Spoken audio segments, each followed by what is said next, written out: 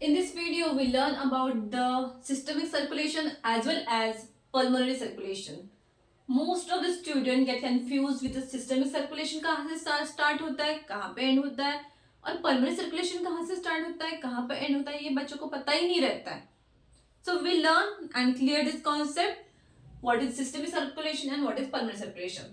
तो systemic circulation left ventricle से start होता है and बॉडी से होके फिर राइट एट्रियम पे कंप्लीट होता है. That is systemic circulation. Okay, अभी पल्मोनरी सर्कुलेशन क्या है? पल्मोनरी सर्कुलेशन राइट वेंट्रिकल से स्टार्ट होता है, then pulmonary artery, then lungs, then pulmonary vein, then left atrium. That is pulmonary circulation. अभी ये होता कैसे है? ठीक है, सबसे पहले पढ़ेंगे हम सिस्टेमिक सर्कुलेशन, या फिर पहले पढ़ लेते हैं हम पल्मोनरी सर्कुलेशन. सो पल्मोनरी सर्कुलेशन कहां से स्टार्ट होगा? ये है डीऑक्सीजनेटेड ब्लड. कौन सा? Deoxygenated blood. ये लोअर बॉडी से आया हुआ ब्लड है, लोअर बॉडी. तो यहाँ पे ये कौन सा ब्लड है? डीऑक्सीजनेटेड. ठीक है, डीऑक्सीजनेटेड ब्लड है. लोअर बॉडी से हमारी inferior vena cava, this is inferior vena cava, carry करता है डीऑक्सीजनेटेड ब्लड. ये राइट एट्रियम में आता है. ठीक है, हमारे जितनी भी लोअर बॉडी का ब्लड डीऑक्सीजनेटेड ब्लड कैरी करते हैं इंफेरियर वेना कावा. अभी हम हमारे सर का कौन कैरी करेगा? Superior vena cava. That is superior vena cava. Head and neck का डीऑक्सीजनेटेड ब्लड कैरी कौन करता है? Superior vena cava. ठीक है, ये आ गया आपका राइट एट्रियम में. हार्ट के राइट एट्रियम में एंटर करता है deoxygenated blood. Superior vena cava और इंफेरियर वेना कावा दोनों लाती है. ठीक है, यहां से स्टार्ट हो गया अभी. ठीक है, फिर वहां से through this valve, right atrium और राइट वेंट्रिकल के बीच में एट्रियो वेंट्रिकुलर वल्व रहता है. ठीक है, थ्रू दिस वल्व कहां पे एंटर करेगा? राइट वेंट्रिकल पे. अभी यहां से आपका पल्मोनरी सर्कुलेशन स्टार्ट होगा. राइट वेंट्रिकल से दिस पल्मोनरी वल्व के थ्रू पल्मोनरी आर्टरी में एंटर करेगा. ठीक है, पल्मोनरी आर्टरी से जाएगा आपके लंग्स में. लंग्स में एंटर किया. अभी यहां से मैंने नोज से क्या किया? इस नोज से एयर इनहेल किया, एयर लिया मैंने बॉडी में. ठीक है, तो ये कहां से आ गया है? यहां से एयर आ गया. मतलब यहाँ पे क्या है? ऑक्सीजन ज्यादा है. मैंने इनहेल किया तो क्या है? ऑक्सीजन ज्यादा है और कार्बन डाइऑक्साइड कम है. मैंने पूरा गैस इनहेल किया ना, पूरा मिक्सचर ऑफ गैसेस इनहेल किया, बट यहाँ पे ऑक्सीजन 21% रहता है और कार्बन डाइऑक्साइड 0.04% रहता है. ठीक है, तो ऑक्सीजन ज्यादा है, कार्बन डाइऑक्साइड कम है. बट ये जो डीऑक्सीजनेटेड ब्लड है, यहाँ पे CO2 ज्यादा है एंड ऑक्सीजन कम है. तब यहाँ पे क्या है? कौन सा डिफ्यूजन होगा? गैसेस का डिफ्यूजन होगा. तो कैसे होगा? Higher to lower. Higher to lower मतलब यहाँ पे कार्बन डाइऑक्साइड ज्यादा है बट एल्वेलाई में तो कम है ना. तो क्या होगा? ये जो कार्बन डाइऑक्साइड है वो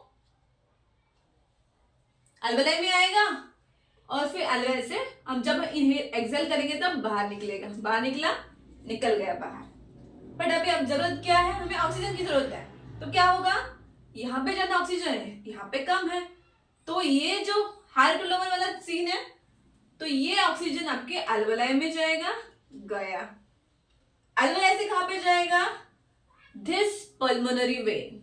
यहां से कहा गया ये O2 पल्मोनरी वेन में. अभी पल्मोनरी वेन का ब्लड कहां पे जाएगा? लेफ्ट एट्रियम में. राइट है, लेफ्ट एट्रियम में.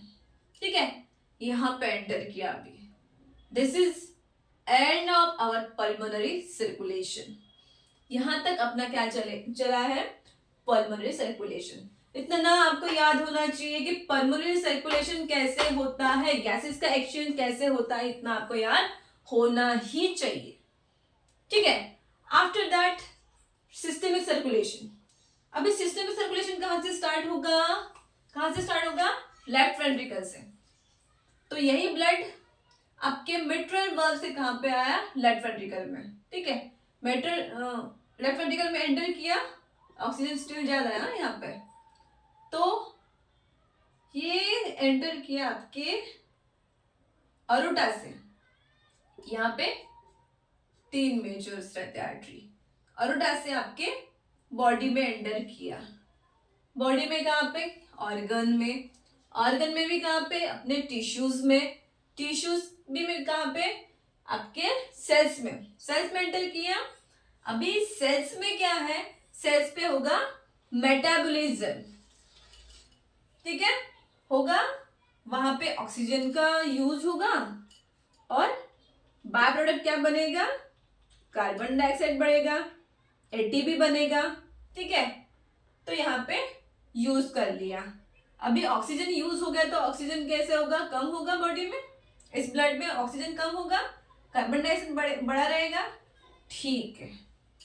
एटीपी तो यूज हो गई, एटीपी क्या है, एनर्जी है जो यूज करने के लिए बनती है, ठीक है।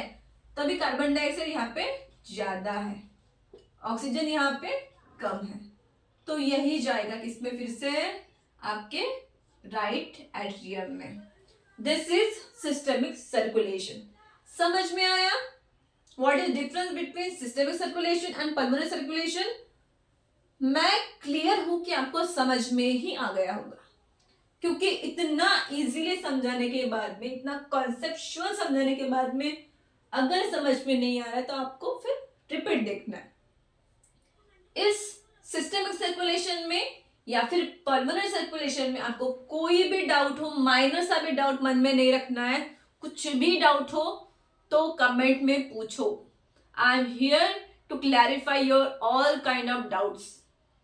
मैं एक नर्सिंग एजुकेटर हूँ, मैं हंड्रेड्स ऑफ बच्चों को एक क्लास में पढ़ाती हूँ, तो आई एम श्योर मैं जो भी पढ़ाऊंगी आपको अच्छा ही पढ़ाऊंगी और सही ही पढ़ाऊंगी, ठीक है। तो जो भी क्वेश्चन हो आप कमेंट में पूछ सकते हो, मैं हर एक कमेंट का पर्सनली आंसर दूंगी। तो ऐसे पढ़ते रहिए, मिलते हैं नेक्स्ट वीडियो में, तब तक के लिए पढ़ते रहिए।